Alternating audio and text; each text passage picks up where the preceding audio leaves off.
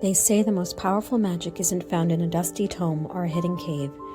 It's found in the corners of our daily lives, the way we set our intentions and build a life that feels as sacred as it does successful.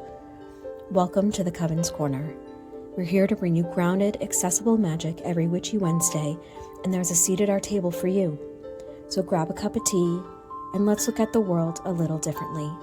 Our circle is open. Let's begin.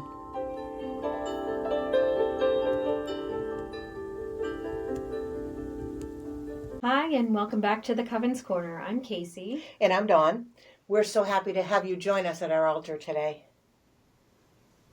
Before we get into the meat and potatoes of this episode, pun intended, let's do our vibe check. Dawn, what's on your altar or your mind this week? So I think it was last episode I mentioned my green room, my witchy room. So I'm rearranging everything in my witchy room. We moved into our apartment 2 years ago. Right. And wow. I still haven't finished setting up the room. I have crystals that I haven't unpacked yet. I have oils that I haven't unpacked yet. So that's my goal, to get my room set up finally the way I want it. Good goal. I applaud that. Thanks. Lord knows I am in a similar boat, rearranging my apartment. But... So tell me about it. Yeah, as you know, we rebuilt the upstairs in our house to create an apartment for me and my son. And only recently it's been, I think, almost 2 years for us too. I think so. And it's just been collecting stuff. I don't feel like we've really had a chance to settle in. So I have actually been working with a friend of mine who does a holistic organization business. So she's wonderful. Melinda Hernandez, for anyone who wants help reorganizing or, recentering your space, she's wonderful. She's kind of helped me to reset the entire apartment. So it's kind of finishing projects and making the space livable. And that's definitely... had a different effect on, the living space, especially the days that I work remotely. Being in the space, I know we had talked last week about cleansing and really making sure that your space reflects your inner self, and so that's what I'm trying to do with our space, giving myself, some breathing room and giving my son a safe place to play. So, Otherwise, witchy-wise, I think I'm just working on getting everything settled and, getting my witchy spaces set up too. And I've got our ancestry altar set up for, our loved ones who have passed on, and working on getting up our dedication space for awesome. Our spell work. It's hard, and I'm having a hard time. So there's a struggle within me, figuring out how to set things up the way that I like.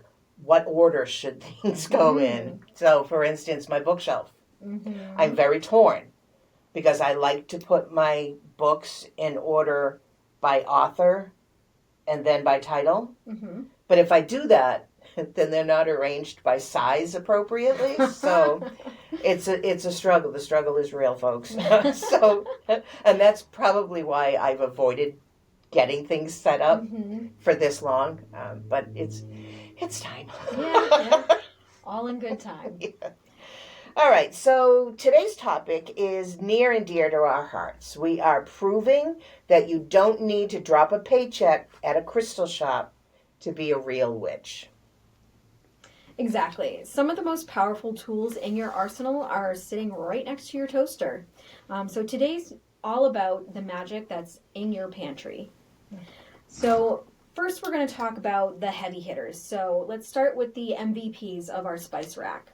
Dawn, you always have such a deep connection to the lore. You want to tell us a little bit about cinnamon? I love cinnamon. I just love cinnamon.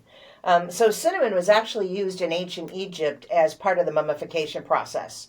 It was also considered a sacred incense in Egyptian culture. So it is. They believed that the smell of cinnamon was pleasing to the gods. Oh. So they made sure that was part of their mummification process. In modern practices, it signifies or what's the word I'm trying to say? Associated. That's it, with wealth, with abundance. So there's a thing out there that a lot of witches do, and the first of the month they open their door and they put a pinch of salt in their palm and blow it into their house, which I think is great. You're inviting abundance to come into your house. However, if you have cats, do not do that, okay? Because cinnamon can be toxic to cats. So I don't do that. I will wave around a cinnamon stick or put it up on the top of my door, but I don't blow it in for that reason. But it's a really great practice to invite abundance into your home, and everybody wants that. Absolutely. So it is associated with the fire element and the sun, and it can be, we were talking about in our last episode about heavy areas. Cinnamon can help lift that heaviness. So that's something that you want in your arsenal if you find that your living area, you are getting a little stagnant. Grab some cinnamon. Have some cinnamon toast. It's good. That is great, Dawn. I use cinnamon every morning myself. I'm a success in a cup kind of girl. So I sprinkle it in my morning beverage to kind of fire up my energy for a day full of meetings. I'm going to have to try that in my coffee. I think I used to drink it that way a lot, and then for some reason just stopped. So thanks for that. I'll be reigniting that. All right, so then we have, we have some of the basics on our altar. So we have your run-of-the-mill, go to the grocery store and buy some cinnamon. We have some salt, some sea salt. I like Celtic salt. And Sitka salt. I bought salt when I was in Sitka, Alaska, and it's the cleanest salt I have ever seen in my life. I'm a big fan of the Himalayan salt myself. I have that too. Yeah. So salt can be used for protection. Black pepper. Do we have black pepper? We got some black pepper in with the red. Okay. But so black pepper can be used for banishing. And that's a whole nother subject. We'll get into it another time. So tell me how you use some of these spices. So for me, salt is a great one to use. It's very versatile. Lots of people use it for protection spells. I've used it very much in my home space. You can put some salt across the front of your doorstep to protect the energy from any negative energy getting into your house. Using salt to put a circle around things will help to protect whatever is within the circle. You can also, if you have this is a trick that I've done in the past. If there's someone who is sending you negative energy, or you're just getting really bad vibes from, you can always write their name down, put it in a bag, and put it in a bag of salt. Put some salt in the bag, and that will help to protect you from their energy. You can use it for really any sort of amplification. Salt can definitely amplify any spell work that you do. So putting things on a bed of salt can help to amplify that energy. You can do that to help cleanse your tools too. You can put tools and stuff on a bed of salt to help to cleanse that energy too. So those are all the great things that I have used salt for. Pepper is, it's the spicy, so it's really good for releasing and removing things. So using that same method that I talked about with writing someone's name down, you can write anything down. So if it's just an idea that's bothering you, or a situation, write the situation down, put it in a bag, and then put some pepper into the bag, and that will help to remove that energy from your environment. You can do pepper around your home, the outside of your home, to help to banish any negative energy in the home. So really, there are so many various ways that you can utilize these simple tools that you already have in your kitchen. So yeah. So question for you. Sure. There are a lot of colored salts that are available out there. Black probably being the most popular. Do you buy your black salt or do you make your black salt? And if you make it, how do you make it? So that's a really good point. You can make your own. I personally don't really have the time to be doing that, but in order to make your own black salt, you can use like coal from like a fire, and put it into the salt, and that will turn the salt black. So depending on how much you use, you can do that method. But you can also buy it. You don't have to spend a bunch of money to buy these things. Right. If you find it at your local Dollar Tree, that's it's all the same intention. Right. So I have a small cauldron like this one that sometimes I'll use the little charcoal that you tabs, light, the tabs, and I'm putting herbs or whatever it is on it, but probably the residue from that mixed with the salt would help to turn it black. Absolutely. That's good. I'll have to remember that. Nice. Okay, so the sweet and sour of magic. So we also have to talk about this, the balance. Honey and sugar for sweetening, whether it's a legal situation or making a difficult person hopefully become nicer and not be so sassy with you. So that's the sweet side of it. What have you got for the sour side of it? So for the sour side of things, there's always vinegar and lemon. Those are my cut through the gunk tools. It's if a situation is feeling like stagnant or again that heavy energy, you can use these more citrusy and sour flavors to kind of help to change that energy and transmute that energy. So lemon especially is really good for cutting through anything that any sort of sour situation that you want to kind of change or transmute the situation. Yeah, burn it with acid. Yeah. All right. So for our listeners, how do we use these things and actually make magic from them? Good question. So it's really all in the movement. So I am a big believer in the stirring method. I know I mentioned this on a previous podcast. So if I'm making like a soup or tea or, any sort of thing that you can stir, you can always stir clockwise to bring the intentions into a space and stir counterclockwise to let the heady stuff out. So it's all about the physical connection to the intent. So that stirring motion, that physical act of, bringing something in or releasing something from a space, that really is just a great tool for you to be able to use. And again, like we were talking about on a previous episode, it's a great $0 spell. Right. So, these are things that you already have in your space. These are things that you're already doing. You're just adding intention to it. You're adding a magical intention to it. Yeah, good advice. I like that. Thank you. So before we move on, Dawn, I have a hot take to throw at you. Oh, great. Bring it. Is it cheating to use a pre-mixed blend for a spell?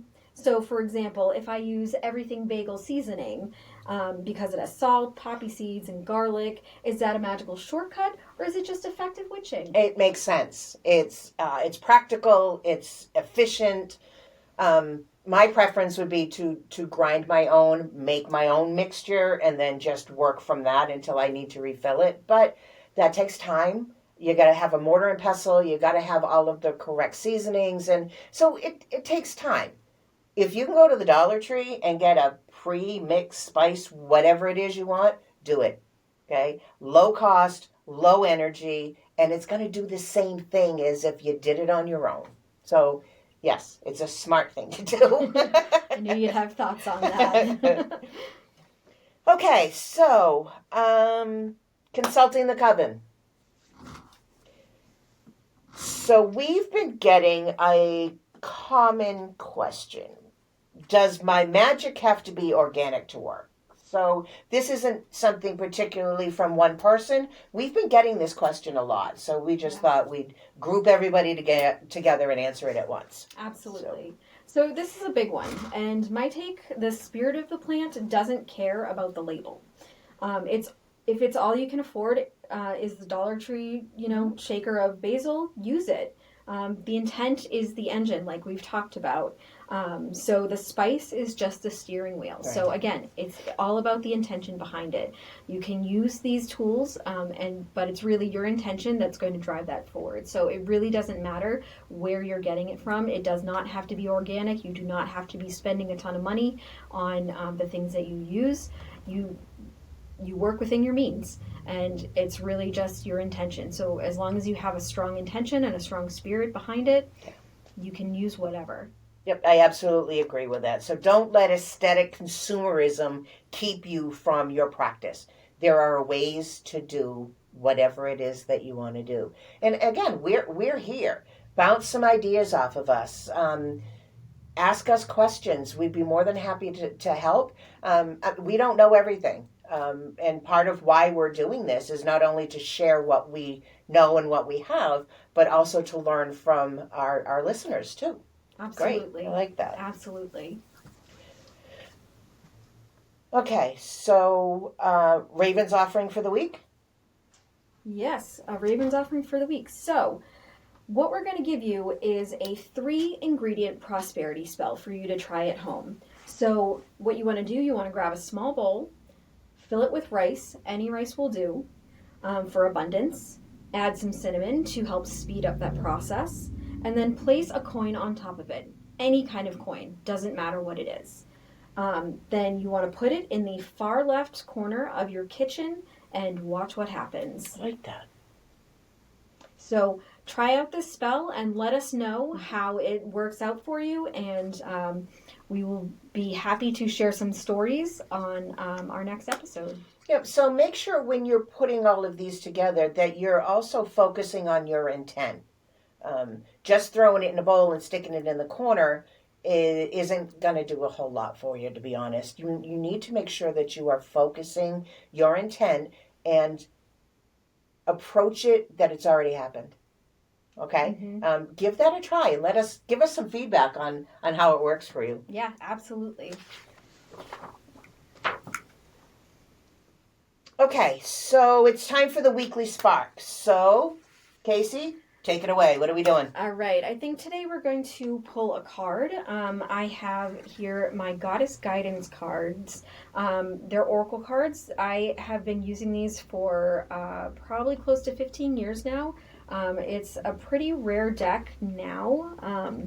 They don't make it anymore, but it's one of my favorites. So let's pull a goddess.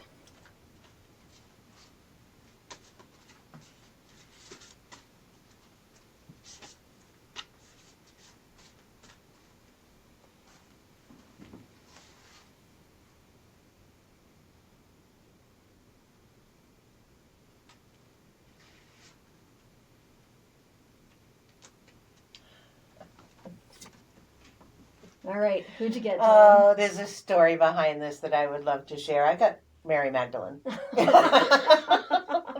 So, Mary Magdalene signifies unconditional love. Love yourself, love others in every situation, no matter what the outward appearances may be. So I've often, for years, had a lot of curiosity about Mary Magdalene and where she fit into things, biblically speaking.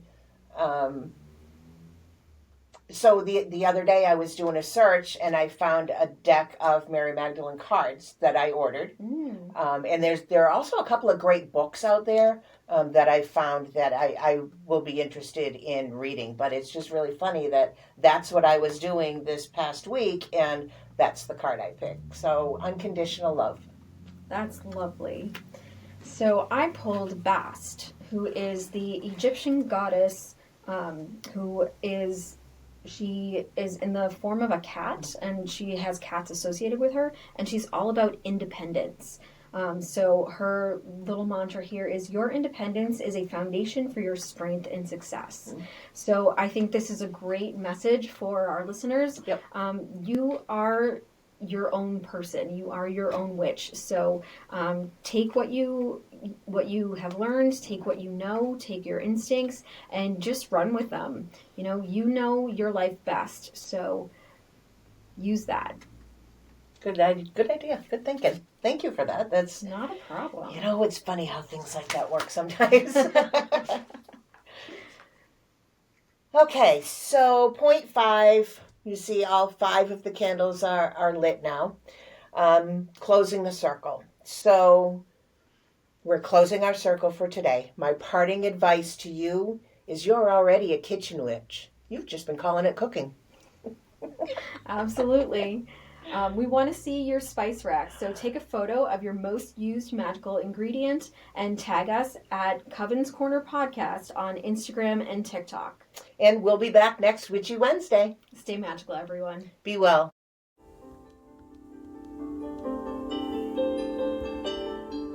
As we close the circle for today, remember that the magic doesn't end with this episode.